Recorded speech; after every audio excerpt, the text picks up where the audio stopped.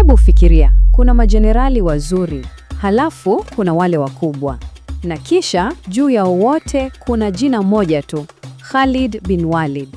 Jina ambalo linasimama peke yake katika historia, kamanda ambaye katika zaidi ya vita 100 hakuwahi kushindwa.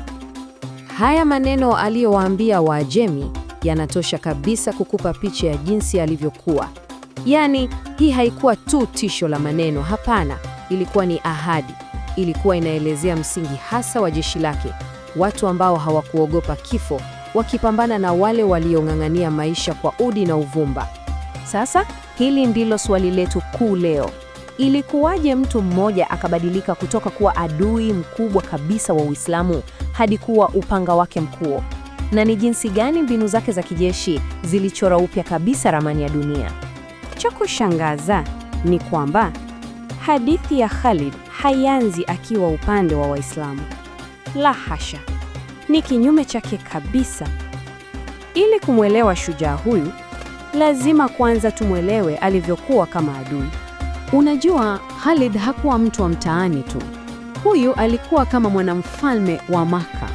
Ukoo wake, Banu Makhzum, ndio uliokuwa na jukumu la vita. Walikuwa wafugaji na wafunzi wakuu wa farasi wa vita. Kwa hiyo, tangu utotoni, Khalid alikuwa anapumua lugha ya vita na farasi, ujuzi ambao baadaye ulimfanya awe kamanda wa wapanda farasi asiye na mpinzani. Na sasa tunafika kwenye vita vya Uhud. Hapa ndipo ulimwengu ulipopata kuona kwa mara ya kwanza kipaji cha kijeshi cha Khalid. Waislamu walikuwa wanashinda, wanawasonga adui zao, lakini Khalid yeye alikuwa pembeni tu, ametulia na kikosi chake cha wapanda farasi. Hakuwa anaona ushindi wao, alikuwa anaona kitu kingine kabisa, fursa. Khalid alitumia subra kama silaha yake kali zaidi. Alisubiri tu, akitazama, akisubiri kosa moja dogo la kimkakati.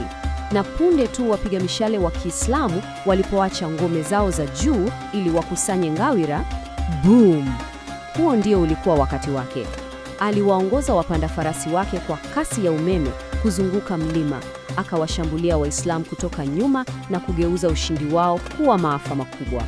Baada ya Uhud, ilionekana kama Khalid ni adui ambaye hawezi kushindwa. Lakini hadithi ilikuwa inakaribia kuchukua mwelekeo ambao hakuna aliyetarajia. Mtu yule aliyowapa Waislamu kipigo kikubwa zaidi alikuwa mbioni kuwa upanga wao mkuu. Sasa, nini hasa kinamfanya jenerali wa hadhi hii abadili upande? Kwa Khalid haikuwa kitu kimoja tu. Alivutiwa sana na ujanja wa kimkakati wa Mtume Muhammad. Barua kutoka kwa kaka yake zilimfanya afikirie. Lakini unajua nini kilichovunja kabisa ukuta? Ni maneno ya Mtume mwenyewe aliposema, mtu mwenye akili kama Khalid hawezi kuwa mbali na Uislamu. Ilikuwa ni heshima kubwa kutoka kwa adui yake mkuu, na ilibadilisha kila kitu. Mara tu baada ya kusilimu, hakuna kupumzika. Khalid alijikuta ametupwa moja kwa moja kwenye vita ambavyo vilionekana kama ni kwenda kufa tu. Hapa ndipo hatima yake ingeamuliwa. Hebu angalia namba hizi vizuri. Askari 3,000 dhidi ya 200,000. Hii haikuwa vita, ilikuwa ni maangamizi. Uwiano wa karibu 70-1. Hii ni zaidi ya Daudi na Goliathi. Hapa ni kama Daudi anapigana na jeshi zima la Magoliathi. Na katikati ya mapigano, hali ikawa mbaya zaidi. Viongozi wote watatu walioteuliwa, wote waliuawa. Jeshi likabaki bila kiongozi, karibu kusambaratishwa kabisa. Hapo ndipo katika hali ile ya kukata tamaa, macho yote akamgeukia yeye, yule Muislamu mpya. Khalid akachukua bendera na badala ya kupigana vita visivyowezekana, alitumia akili yake kuongoza urudi nyuma wa kimkakati uliokoa kila askari. Waliporudi Madina, wapo waliotaka kuwaita wakimbizi, lakini Mtume aliwatetea vikali. Alimsifu Khalid kwa ujanja wake wa kuokoa jeshi, na hapo akampa lile jina la heshima ambalo lingedumu naye milele, Saifullah, yaani upanga wa Mungu. Adui wa zamani sasa alikuwa amekuwa silaha ya Mungu. Baada ya kifo cha Mtume, ulimwengu wa Kiislamu ulikuwa kwenye hali tete, na hapa jukumu la Khalid liliongezeka. Hakuwa tena jenerali tu, alikuwa mjenzi wa dola, akipambana na maadui wa ndani na wale wakubwa wa nje. Kazi yake ya kwanza chini ya Khalifa Abu Bakar ilikuwa ni kuzima uasi uliokuwa umesambaa kote Uarabuni.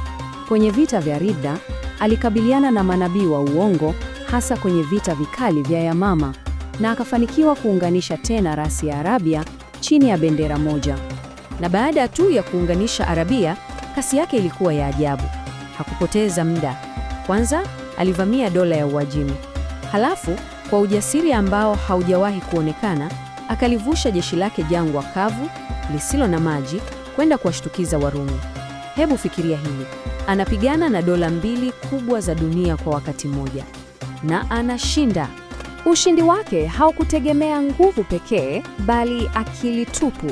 Alikuwa ni fundi wa vita vya kisaikolojia. Angejifanya anakimbia, anawarubuni maadui kwenye mtego, kisha anawageukia na kuwamaliza. Mashambulizi yake ya usiku yalikuwa ya ghafla, yakimbiza hofu na machafuko kabla hata jua halijachomoza. Sasa kama ilivyo kwa watu wote wakuu katika historia, urithi wa Khalid una pande nyingi. Lakini licha ya utata wote, jambo moja halina ubishi: mafanikio yake katika uwanja wa vita. Namba hii moja tu inasema yote. Zaidi ya vita 100, iwe ni mapigano madogo au vita vikubwa, na hakuwahi kushindwa hata mara moja.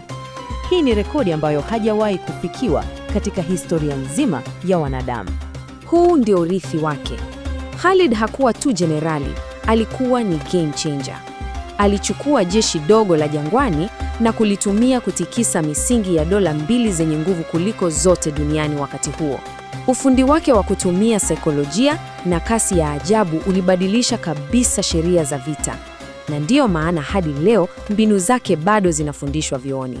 Mjenzi wa dola, jenerali asiyeshindwa, upanga wa Mungu. Alibadilisha kabisa ramani ya dunia. Lakini swali la mwisho linabaki. Ni upi hasa urithi wa kudumu wa Khalid bin Walid? Upanga wa Mungu